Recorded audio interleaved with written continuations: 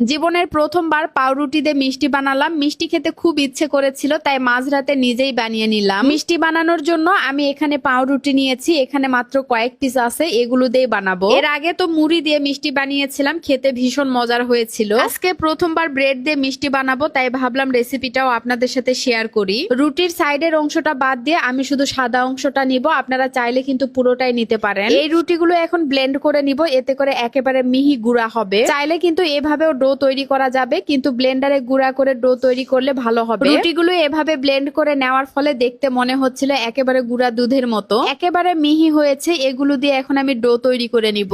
দেখেন কতটা মিহি হয়েছে, পানি দিলেই কিন্তু গলে যাবে। এখন এর মধ্যে 2 চামচ গুঁড়া দুধ দিয়ে দিলাম, তবে গুঁড়া দুধ না দিলেও হবে। তারপরে সামান্য একটু ঘি দিয়ে দিলাম। এখন ডোটা ভালোভাবে তৈরি করে নিব। লিকুইড দুধ আগে থেকেই আমি জাল দিয়ে একটু ঘন করে রেখেছিলাম, এখন এই দুধ দিয়ে আমি ডোটা তৈরি করে নিব। একবারে বেশি করে দেওয়া যাবে না, অল্প অল্প করে দুধ দিয়ে ডোটা ভালোভাবে তৈরি করে নিলাম। ডো তৈরি করে এক পাশে রেখে দিলাম। এখন আমি শিরা তৈরি করে নিব। শিরা বানানোর জন্য আমি এখানে পরিমাণ মতো চিনি নিয়েছি, তবে চিনির পরিমাণ একটু বেশি হয়েছিল, তাই পরে উঠিয়ে রেখেছি। তারপরে পরিমাণ মতো পানি দিয়ে দিলাম, 2-3টা সাদা এলাচ দিয়ে দিলাম। এখন শিরাটা তৈরি করে নিব। এখন আপনাদের সাথে ছোট্ট একটা ভিডিও শেয়ার করি। আপনারা যারা হলুদ গুঁড়া, মরিচ গুঁড়া এবং সরিষার তেল অর্ডার করতে যাচ্ছেন, অবশ্যই মিতুস ড্রিম পেজে অথবা মিতুর মশলাদানি পেজে অর্ডার করতে পারেন। এই মশলাগুলো কিন্তু আমার নিজে হাতে তৈরি করা, তাই এর মধ্যে চুল পরিমাণ ভেজাল দেওয়া নেই। গ্রামের কৃষকেরা কিন্তু খুবই সহজ সরল হয়, তারা কখনো মানুষকে ঠকায় না। গৃহস্থ বাড়ি থেকে গোটা মরিচ, গোটা হলুদ কিনে রোদে ভালোভাবে শুকিয়ে এগুলো গুঁড়া করে আনা হয়েছে। বিন্দু মাত্র যেন ভেজাল না থাকে, তাই মরিচের বোটাগুলো ফেলে দেওয়া হয়েছে। আপনারা যদি বলেন আপু এগুলো 100% ভেজাল মুক্ত হবে কিনা, তাহলে আমি বলবো ভাই এগুলো 200% ভেজাল মুক্ত, কারণ এগুলো আমি নিজে হাতে তৈরি করেছি। আপনারা অনেকে ধনিয়া গুঁড়া এবং জিরা গুঁড়াও চাচ্ছেন, কিন্তু আমি আপাতত জিরা গুঁড়া দিতে পারছি না, কারণ আমাদের এলাকায় তো জিরা চাষ করা হয় না। ভালো জিরা সংগ্রহ করে ইনশাল্লাহ আপনাদের কাছে পৌঁছে দিব। আপাতত আপনারা যারা মরিচের গুঁড়া, হলুদের গুঁড়া এবং সরিষার তেল নিতে চাচ্ছেন, মিতুস ড্রিম পেজে অথবা মিতুর মশলাদানি পেজে আমার সাথে সরাসরি কথা বলে অর্ডার করতে পারেন। শিরা তো প্রায় হয়ে গেছে, এখন মিষ্টিগুলো একে একে বানিয়ে নিতে হবে। মিষ্টিগুলো বানানোর সময় খেয়াল রাখতে হবে ভিতরে যেন ফাঁপা না থাকে। মিষ্টিগুলো বানানো কিন্তু খুবই সুন্দর হয়েছে, একেবারে গোল শেপ হয়েছে। আপনারা চাইলে কিন্তু লম্বা লম্বা করেও বানাতে পারেন। এই তো সবগুলো মিষ্টি বানানো হয়ে গেল, মাত্র 12 পিস মিষ্টি হয়েছে। যেহেতু প্রথমবার বানাচ্ছি তাই অল্প করে বানালাম, যদি খেতে ভালো লাগে তাহলে পরবর্তীতে আবারও বানাবো। মিষ্টিগুলো যেহেতু তেলে ভেজে নিতে হবে, তাই আমি দোকান থেকে 1 পোয়া সয়াবিন তেল এনেছি। কিছু কিছু রান্না আছে যেগুলো সরিষার তেল দিয়ে একদমই করা যায় না, আর সরিষার তেল দিয়ে রান্না করলে ভালোও লাগে না। বেশি করে তেল দিয়ে তেলগুলো ভালোভাবে গরম করে নিয়েছি, তারপরে মিষ্টিগুলো দিয়ে দিলাম। হালকা আছে মিষ্টিগুলো ভেজে নিতে হবে, কিন্তু চুলার জাল অনেক বেশি হওয়ার কারণে মিষ্টিগুলো করা হয়েছে। যাই হোক, কি আর করার, এভাবেই আমি মিষ্টিগুলো শিরার মধ্যে দিয়ে দিলাম। শিরার মধ্যে দেওয়ার পরে